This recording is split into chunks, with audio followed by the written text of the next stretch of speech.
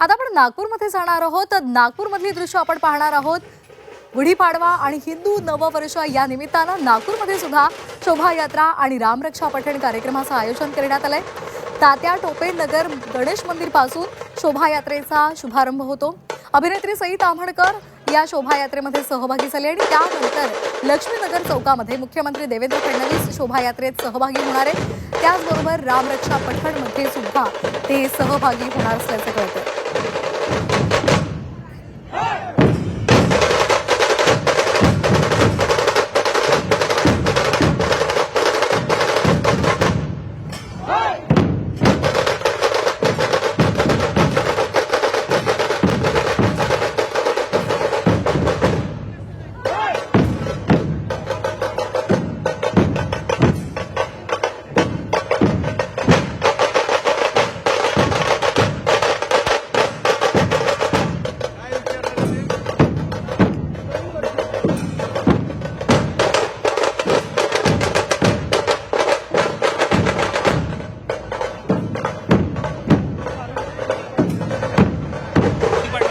साठी तयारी करण्यात आलेली आहे आणि यासोबत या कार्यक्रमाला मराठी अभिनेत्री सई ताम्हणकर सुद्धा उपस्थित आहे।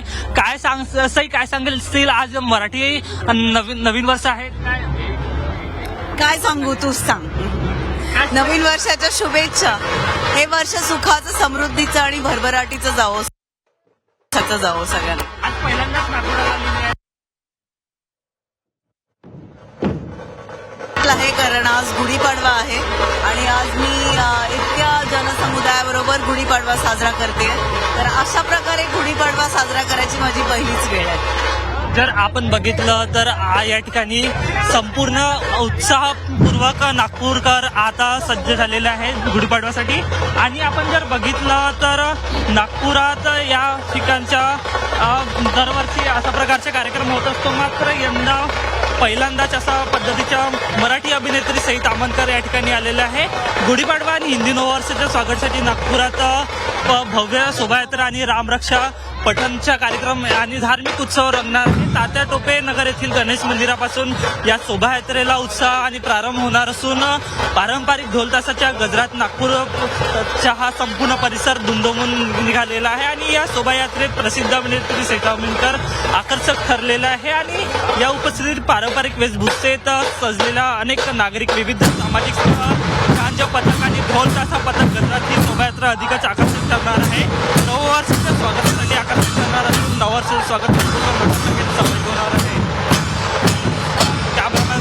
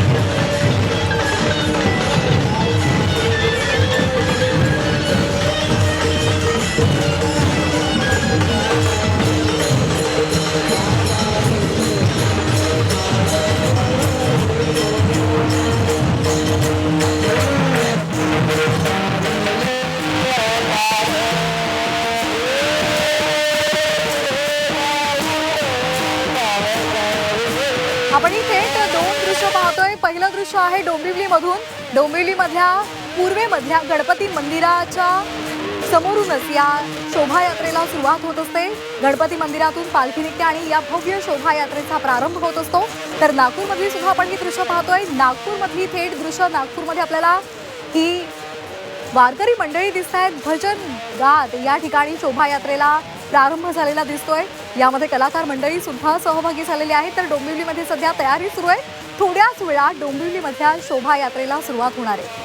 सर्वात प्रथम डोंबिवलीमध्ये 1999 साली या शोभायात्रेला सुरुवात झालेली होती आणि त्यानंतर मग गिरगाव, ठाणे, अंबरनाथ, कल्याण आणि नंतर मग संपूर्ण राज्यभरात या शोभायात्रेला सुरुवात झालेली होती. आणि आता सध्या ही आपण दोन दृश्य डोंबिवली आणि नागपूरमधली पाहतोय.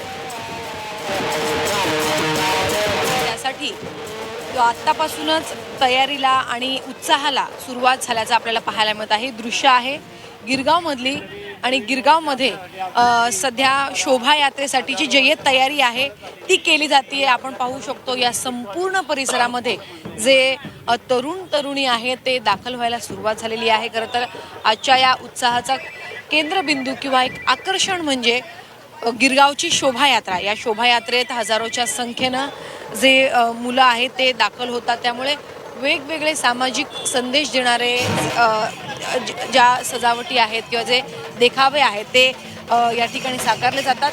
आपल्यासोबत काही नागरिक आहेत. आपण त्यांच्याशी बातचीत करूया. गुढी तुम्ही उभारलेली आहे, तुमच्या हातात आहे. आजचा दिवस आणि आजचा सण किती महत्त्वाचा आहे? मी नेहमी येतो. मी राहायला सायन्स GTP नगर गुरुचरण सिंग लक्की आणि सकाळी 5:30 वाजता इकडे आलो आहे. मी पंजाबी असून पण मराठी सण साजरा करतो. मला खूप आवड आहे. नवीन वर्ष आणि गुढीपाडवाची सर्वांना हार्दिक शुभेच्छा ताई. दरवर्षी तुम्ही गुढी उभारता आणि हा दिवस दरवर्षी उभारतो मी आणि माझ्या स्वतःच्या हाताने मी बनवून तयार केलेली आहे. काय सांगाल लोकांना? कारण की सर्वांनी यायला पाहिजे इथे आणि सगळे सण इथे आपण साजरा करायला पाहिजे आपल्याला. आमच्याशी बातचीत केल्याबद्दल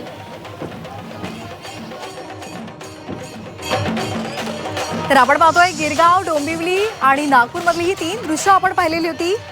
गिरगावमध्ये एक पंजाबी सुद्धा गुढी घेऊन तिथे आलेले होते. महाराष्ट्रामध्ये राहतो आणि त्यामुळे आम्ही सुद्धा मराठीच आहोत. मराठीचा आम्हाला सार्थ अभिमान आहे अशा भावना त्यांनी व्यक्त केलेल्या आहेत.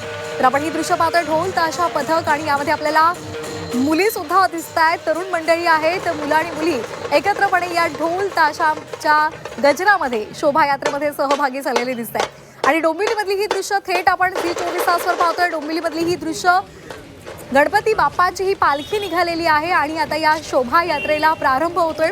अतिशय उत्साह वातावरण या संपूर्ण राज्यामध्ये आपल्याला पाहायला मिळतोय.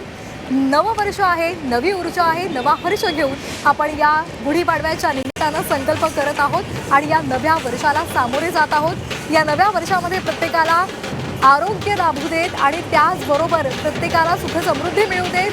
अनेक दुःख चिंता जी आहेत त्या सगळ्या मागे जाऊन आपण या नव्या वर्षाला सामोरं जात आहोत आणि देवाला सुद्धा आपण तीच प्रार्थना करतोय.